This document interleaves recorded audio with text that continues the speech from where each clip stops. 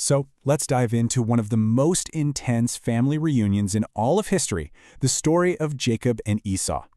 Now, on the surface, it's this incredible story of an embrace, a kiss, and forgiveness after 20 years. But hidden deep inside the ancient text is this fierce debate over what that single moment really meant. We're going to uncover the story behind the kiss. I want you to just picture this scene for a second. It's dawn. You've got this man, Jacob, and he's totally alone. He's just spent the entire night wrestling with a divine being, and he's physically broken from it. He's limping, he's vulnerable, and right as the sun starts to come up, he's about to face the brother he betrayed 2 decades ago.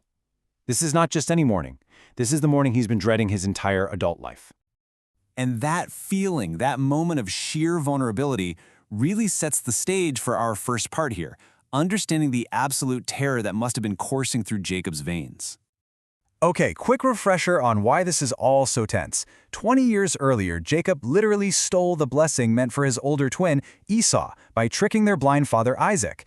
Esau was, justifiably furious and vowed to kill him. That's what sent Jacob running for his life in the first place. And now, he's finally coming home, and he has absolutely no idea what's waiting for him. This is the one question that's hanging over every single step he takes. Has Esau's anger cooled down over 2 decades? Or has it just been simmering, hardening into a cold, calculated plan for revenge? I mean, Jacob is walking into a complete unknown. And then he looks up and he sees it. On the horizon, Esau is coming, and he is not alone. He has 400 men with him. Now let's be real, you don't bring 400 guys to a family reunion for a friendly catch-up.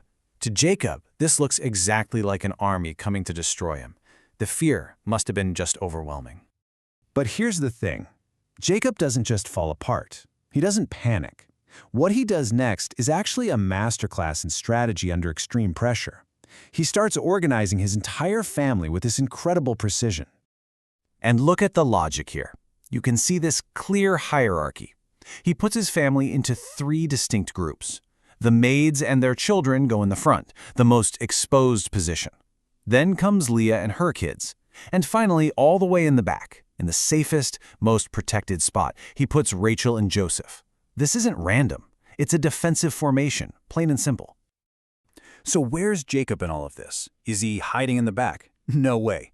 He walks out in front of everyone, making himself the very first point of contact, the first potential target.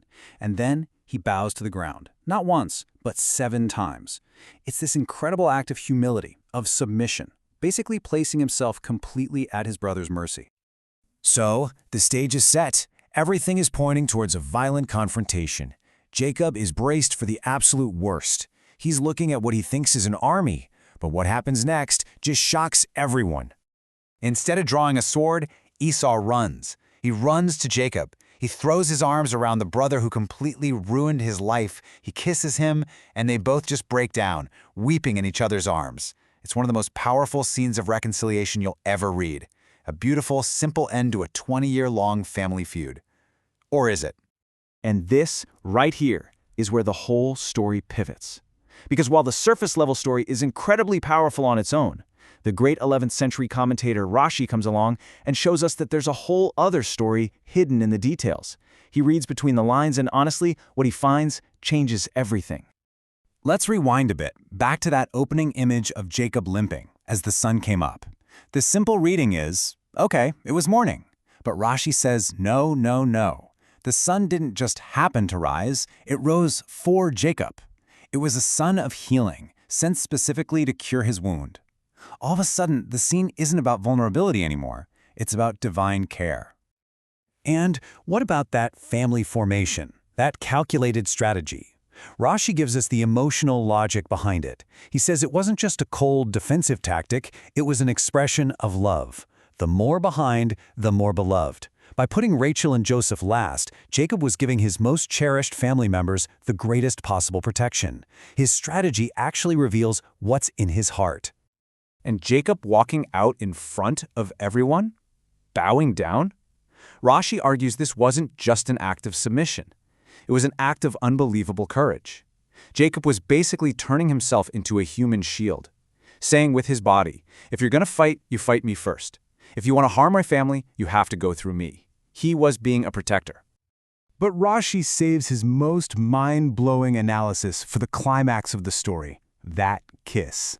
That beautiful moment of reconciliation, it turns out, is actually the subject of an intense, ancient, and still unresolved debate. Okay, and this is where we get to go really deep. In the original Hebrew scrolls of the Torah, the word for "and he kissed him," Vayishlach, it's written with these little dots placed right above the letters. This is super unusual.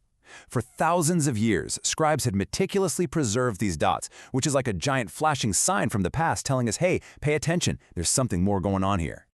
So the billion-dollar question is, why are they there? What are these little dots trying to tell us about this kiss? Well, Rashi actually presents us with two completely opposite interpretations. So on one hand, some sages argue those dots are there to raise suspicion. They suggest Esau's kiss wasn't sincere, that he didn't mean it with his whole heart. Maybe he was even trying to bite Jacob's neck. It was all just a performance.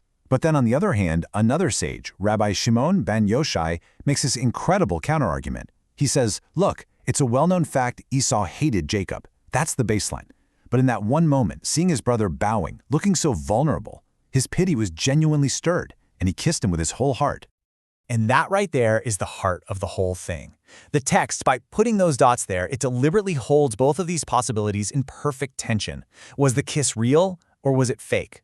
The story refuses to give us a simple answer. It forces us, the readers, to live inside the ambiguity of that moment, forever suspended between total forgiveness and total doubt. And that leaves us with this final, really provocative thought. Maybe the point isn't to pick a side. Maybe the true genius of the story is that it's showing us how messy and complicated human relationships really are. It's asking us, can a single human heart, in one single moment, actually hold two opposite emotions at the same time? Can you feel genuine pity and forgiveness right alongside a deep, lingering resentment? It's a question that's just as powerful and relevant today as it was thousands of years ago.